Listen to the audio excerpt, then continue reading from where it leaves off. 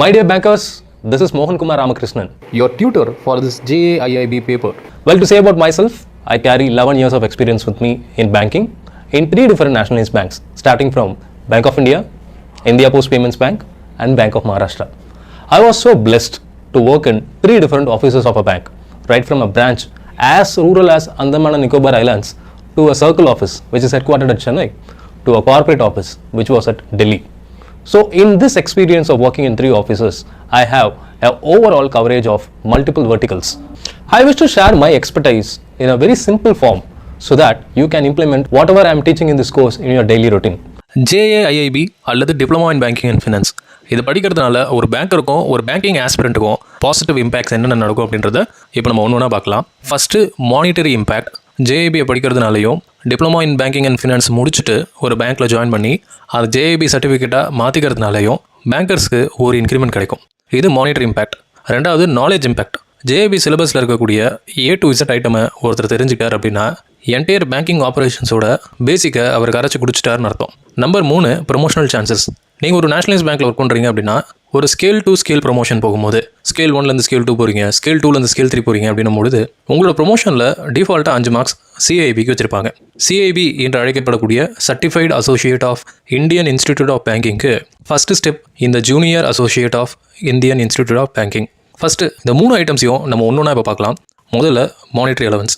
Friends, JAIB exam முடிக்கிறது மூலமாக ஒரு பேங்க் ஆஃபீஸருக்கு என்ன மாதிரியான மானிட்டரி பெனிஃபிட் கிடைக்குது அப்படின்றத இந்த வீடியோவில் பார்க்கலாம். வீடியோவில் நான் ரைட் சைடில் காட்டியிருக்கிறது ஸ்கேல் 1லேருந்து ஸ்கேல் 7 வரைக்குமான ஆஃபீஸர்ஸுடைய பேசிக் பே. ஸ்கேல் 1 ஆஃபீஸரோட பேசிக் பே பார்த்திங்கன்னா 48,480 ரூபா இருக்குது. இது நான் பேங்கிங் இண்டஸ்ட்ரியில் ஆஃபீஸராக சேரும்போது வெறும் 14,500 ரூபா தான். ஸோ கிட்டத்தட்ட 12 வருஷத்தில் 3 மடங்காக உயர்ந்து நிற்குது. ஏன் பேசிக் பேயோடைய இன்க்ரீஸ் இந்த இடத்துல இவ்வளோ முக்கியத்துவம் பெறுது அப்படின்னா, அதுக்கு முன்னாடி நீங்கள் சில அலவன்சஸை பற்றி தெரிஞ்சுக்கிட்டா பேசிக்கோட இன்க்ரீஸ் அந்த அலவன்சஸை எப்படி இம்பாக்ட் பண்ணும் அப்படின்றத ஈஸியாக கற்றுக்க முடியும். பேங்கிங் ஆஸ்பிரன்ஸுக்கு இந்த அலவன்சஸ் பற்றின நாலேஜ் இன்னுமே பெனிஃபிட்டாக இருக்கும். இதில் DA பர்சன்டேஜ் 15.73 போட்டிருக்கேன். DAனா என்னென்னா டியர்னஸ் அலவன்ஸ், தமிழில் அகவிலைப்படி அப்படின்னு சொல்லுவாங்க. விலைவாசி ஏற்றத்துக்கு ஏற்ற மாதிரி ஒரு குவார்ட்டருக்கும் இந்த DA பர்சன்டேஜ் இன்க்ரீஸ் ஆகிட்டே இருக்கும். ஏன்னா ப்ரைஸ் ஹைக் ஆஃப் கூட்ஸ் நடக்கும்பொழுது கன்சியூமர் ப்ரைஸ் இண்டெக்ஸ் அதுக்கேற்ற மாதிரி மாறும். அந்த கன்சியூமர் ப்ரைஸ் இண்டெக்ஸை ஒரு பேஸ் பாயிண்ட்டாக வச்சுட்டு இந்த டியர்னஸ் அலவன்ஸை ஒரு 3 மாதத்துக்கு ஒரு வாட்டி இதை கால்குலேட் பண்ணுறாங்க. ஸோ இந்த DA இன்ஃப்ளேஷனை சமாளிக்கிறதுக்கு பேங்கர்ஸுக்கு பெரிதும் யூஸ்ஃபுல்லாக இருக்கும். அதே மாதிரி ஸ்பெஷல் அலவன்ஸ் 26.50 போட்டிருக்கோம். ஸ்கேல் 1 ஆஃபீஸர்ஸ்க்கு இந்த 26.5 தான் special allowance percentage. Scale 2 scale 3 அப்படின்ற மாதிரி ஒரு ஸ்கேலுக்கு ஏற்ற மாதிரி இது வேறு மாதிரி மாறிட்டு இருக்கும். 10th பைபர்டேட்டுக்கு பிறகு இன்ட்ரடியூஸ் ஆன ஒரு அலவன்ஸ் தான் இந்த special allowance. House rental allowance, இது சென்னை மாதிரி ஒரு சிட்டியில் இருக்கவங்களுக்கு 10% ஆஃப் பேசிக் வரும். அடுத்து லேர்னிங் அலவன்ஸ், இது ஃப்ளாட்டாக 850 ரூபா. இப்போது இந்த dearness allowance, special allowance, HRA இது எல்லாமே பேசிக்லேருந்து தான் ஒரு சதவீதமாக கேல்குலேட் பண்ணப்படுது. அந்த பேசிக்கே இன்க்ரீஸ் ஆகும்பொழுது ஆட்டோமேட்டிக்காக இந்த ஸ்பெஷல் அலவன்ஸ், HRA, DA இதெல்லாமும் இன்க்ரீஸ் ஆகும். இதில் பார்த்தீங்கன்னா ஸ்பெஷல் அலவன்ஸுக்கும் தனியாக டியர்னஸ் அலவன்ஸ்னு ஒன்று இருக்குது. DA ஆன் ஸ்பெஷல் அலவன்ஸ் அப்படின்னு சொல்லுவாங்க. ஸோ பேசிக் ஏறும்பொழுது அதோடு தொடர்புடைய இந்த அத்தனை விஷயமும் ஏறும். இப்போ ஒருத்தர் JAIB கிளியர் பண்ணிட்டாரு பேங்க்கில் சேர்ந்த ஒரு 6 மாதத்தில் அப்படின்னா அவருடைய பேசிக் பே நீங்கள் 48,480 அப்படின்றதுலேருந்து 2,000 ரூபாய் ஏறி 50,480 ரூபா மாறிடும். ஏன் 2,000 ரூபாய் ஏறுதுன்னா ஸ்கேல் 1 இன்க்ரிமெண்ட்ஸ் ஆர்டர் நீங்கள் பார்த்தீங்கன்னா 7 இன்க்ரிமெண்ட் ஆஃப் ₹2,000 ஈச் வரும் ஒரு வருஷத்துக்கு. இப்போ இந்த இன்க்ரிமெண்ட்டை தான் நீங்கள் வருஷக்கணக்கில் காத்திருக்காம ஒரு JAIB எக்ஸாம் முடிக்கிறது மூலமாகவே உங்களால் வாங்கிட முடியும். ஸோ பேசிக் 2,000 ஏறுது. பேசிக் 2,000 ஏறுறதுனால இவருடைய என்டையர் கிராஸ் எவ்வளோ ஏறுது அப்படின்றத இப்போ நம்ம பார்க்கலாம். அவரோட ஒட்டுமொத்த கிராஸ் பார்த்திங்கன்னா 3,128 ஏறி இருக்கும். ஸோ மாதத்துக்கு 3,128 அப்படின்னா அது வருஷத்துக்கு எவ்வளோ மாறும் அப்படின்றத தெரிஞ்சுக்க அது 12ஆல் பெருக்கி பார்க்கலாம். கிட்டத்தட்ட 37,500 ரூபா. மாதம் வரக்கூடிய இந்த 3,128 ரூபாவே நீங்கள் ஒரு RD மாதிரி விஷயத்தில் போட்டு வச்சுருந்தீங்கன்னா உங்களுக்கு வருஷத்துக்கான கெயின் 40,000 ரூபா கூட இருக்கலாம். ஸோ நிறைய பேர் என்ன பண்ணுவாங்க, கொஞ்சம் இன்டெலிஜென்ட்டான பேங்கிங் ஆஸ்பிரன்ட்ஸ் பேங்க்கில் சேர்கிறதுக்கு முன்னாடியே JAIB பண்ணாமல் diploma in banking and finance அப்படின்ற கோர்ஸை பண்ணி முடிச்சுடுவாங்க. இந்த diploma in banking and finance கோர்ஸை பண்ணி முடிச்சுட்டு பேங்க்குள்ளே சேர்ந்த பிறகு இந்த டிப்ளமா இன் பேங்கிங் அண்ட் ஃபினான்ஸ்ன்றதையே JAIB அப்படின்னு IIBFல மாற்றிக்க முடியும்.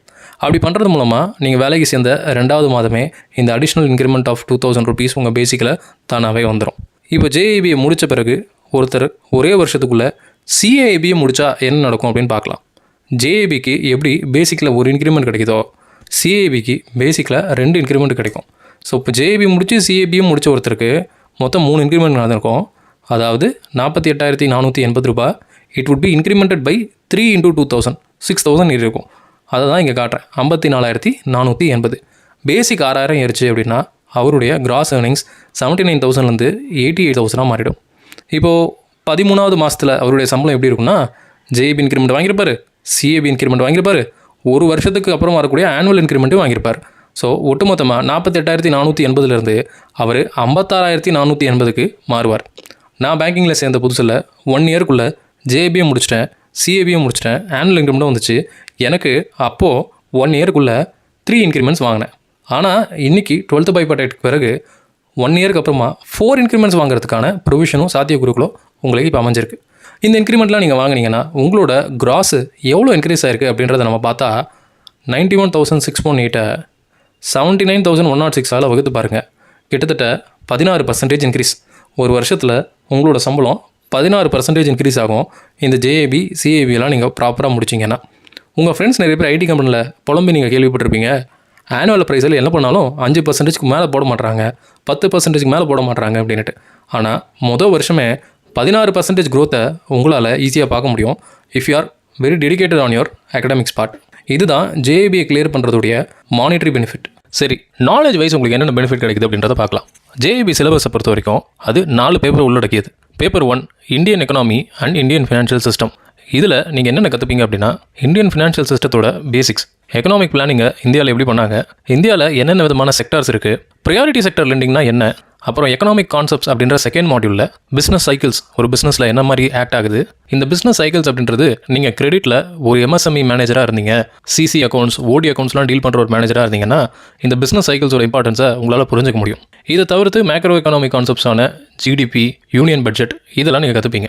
3வது மாடியூலான இந்தியன் ஃபினான்ஷியல் ஆர்கிடெக்சரில் பெரிய பெரிய financial institutions, for example development financial institutions like NABARD, micro finance institutions, NBFCs, insurance companies இதெல்லாம் எப்படி ஃபங்க்ஷன் ஆகுது அப்படின்றத கற்றுப்பீங்க. கடைசி மாடியூலான மாடியூல் 3 ரொம்ப இம்பார்ட்டண்ட்.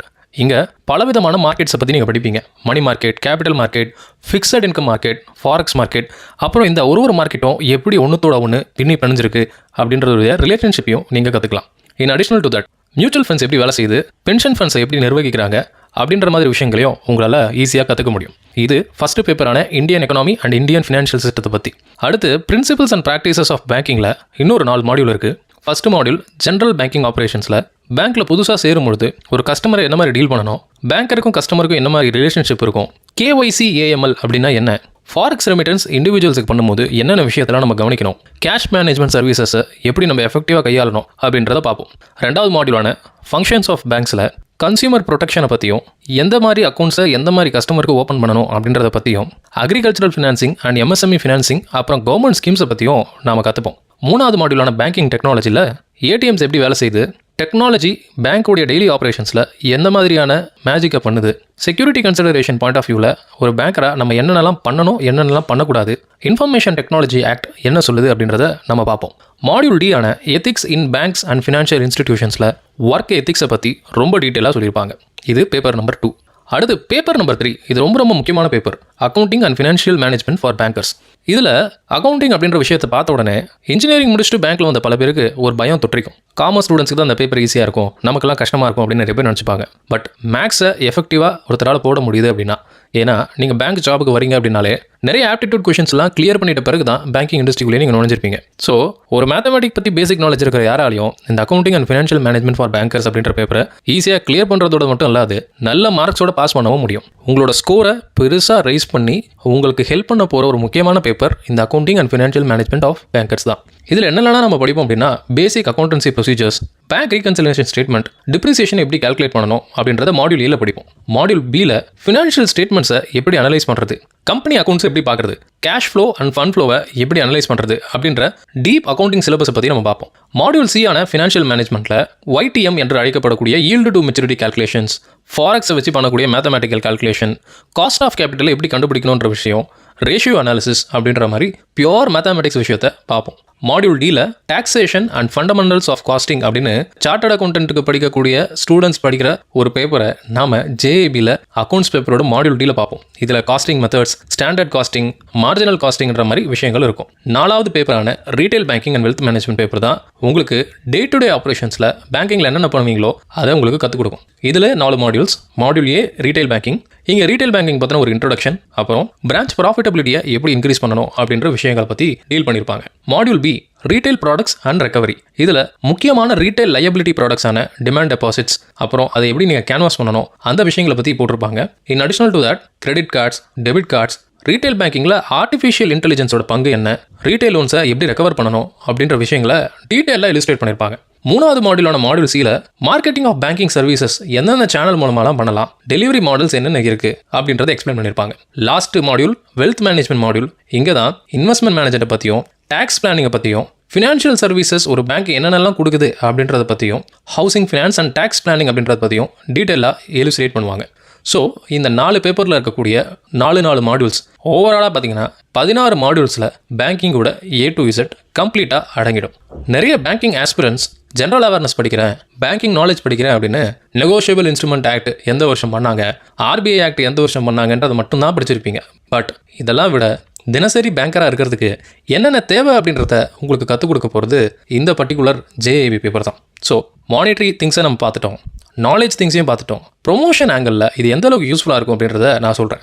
என்னுடைய 11.5 வருஷ கெரியரில் நான் சீனியர் மேனேஜராக எக்ஸிட் ஆனேன். 3 பேங்க்கில் 4 ஸ்டேட்டில் ஒர்க் பண்ணேன். நான் சீஃப் மேனேஜராக கூட ஆயிருக்கலாம், பட் ஒரு ப்ரொமோஷனை நான் சாக்ரிஃபைஸ் பண்ணி நியூ டெல்லி லொக்கேஷன்லேருந்து சென்னை வேணுன்றதுக்காக நான் ஒரு இன்டர் பேங்க் ஷிஃப்டிங்காக பண்ணேன்.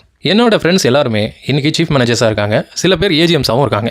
12 வருஷத்தில் ஒருத்தரால் ஏஜிஎம் ஆக முடியுது அப்படின்னா அவர் சேர்ந்த முதல் வருஷத்துலேயே அவரோட நாலேஜை JIB மற்றும் CIB படிக்கிறது மூலமாக என்ஹான்ஸ் பண்ணிக்கிட்டார். ஃபாஸ்ட் ட்ராக் ப்ரொமோஷன் உட்காரும் பொழுது ஒரு நார்மல் கேண்டிடேட்டையும் ஒரு CIB கேண்டிடேட்டையும் ஒருத்தர் இன்டர்வியூ பண்ணுறாங்க அப்படின்னா ஃபஸ்ட்டு ப்ரிஃபரன்ஸ் CIB முடிச்ச கேண்டிடேட்டுக்கு தான் போகும். ஃபாரின் போஸ்டிங்ஸ் கூட foreign bigger banks like State Bank of India, Bank of India, Bank of Baroda மாதிரி பேங்க்ஸ்லாம் ஃபாரின் போஸ்டிங் கூட கிடைக்கும். இன்றைக்கி என்னுடைய நண்பர்கள் ஜப்பானில், யுனைடெட் கிங்டமில், ஆஃப்ரிக்காவில் இருக்கக்கூடிய கென்யா மாதிரியான நாடுகளில் ஒர்க் பண்ணிகிட்டு இருக்காங்க. அவங்க எல்லாம் என்னுடைய ஜூனியர்ஸ் மற்றும் என்னுடைய பேட்ச்மேட்ஸ். இவங்க எல்லாருக்கிட்டையும் காமனாக ஒரு விஷயம் நான் என்ன அப்சர்வ் பண்ணேன்னா, இவங்க எல்லாருமே சேர்ந்த முதல் 2 வருஷத்துக்குள்ளே CIBயை முடித்தவங்க. அதனால தான் ஃப்ரெண்ட்ஸ் இந்த JAB பேப்பர் இவ்வளோ முக்கியத்துவம் வாய்ந்ததாக இருக்குது. இந்த JAB பேப்பர் தான் என்னுடைய இண்டஸ்ட்ரி எக்ஸ்பீரியன்ஸை மர்ச் பண்ணி நான் இந்த கோர்ஸ் மூலமாக எடுக்க போகிறேன். So all the best my dear friends for bankers as well as for banking aspirants. வரக்கூடிய இமீடியட் அட்டம்ப்ட்லேயே நீங்கள் JAB கிளியர் பண்ணணும் அப்படின்னு நான் எல்லாம் வல்ல இறைவனை பிரார்த்திக்கிறேன். நன்றி. இந்த JAB கோர்ஸ்க்கான கம்ப்ளீட் ஃப்ரீ டெமோ செஷன் நம்மளுடைய கனிஷ்ரீனா லாஜிக்ஸ் அப்ளிகேஷனில் கம்மிங் அக்டோபர் 2 இருக்கு. அதாவது கிளியர் பண்ணவங்க, இப்போ பேங்க் ஆஃபீஸர்ஸாக ஒர்க் பண்ணவங்களும் நீங்கள் பார்க்கலாம். ப்ளஸ் இதிலே சார் சொல்லியிருப்பாங்க, இனிஷியலாக இப்போ நீங்கள் RRBPO எழுதிருக்கீங்க, கம்ப்ளீட்டாக உங்களுக்கு ஹோப் இருக்குது, கிளியர் பண்ணிடுவோன்ற ஹோப் இருக்குது. ஸோ இந்த மாதிரி IBPSஆக இருக்கட்டும், ஸோ கிளியர் பண்ணிடுவோன்ற நம்பிக்கை இருக்குது அப்படின்னா நீங்களும் இந்த JAB அப்பியர் ஆகலாம். ஸோ அதற்கான அட்வான்டேஜஸ் என்ன, இனிஷியலாகவே நீங்கள் JAB கம்ப்ளீட் பண்ணியிருந்தீங்கன்னா அதற்கான அட்வான்டேஜஸ் என்ன அப்படின்றதையும் சார் சொல்லியிருப்பாங்க. So coming October 2 free demo session நம்மளுடைய கனிஷ்ரீனா லாஜிக்ஸ் அப்ளிகேஷனில் 11 AM இருக்குது. மிஸ் பண்ணிடாதீங்க.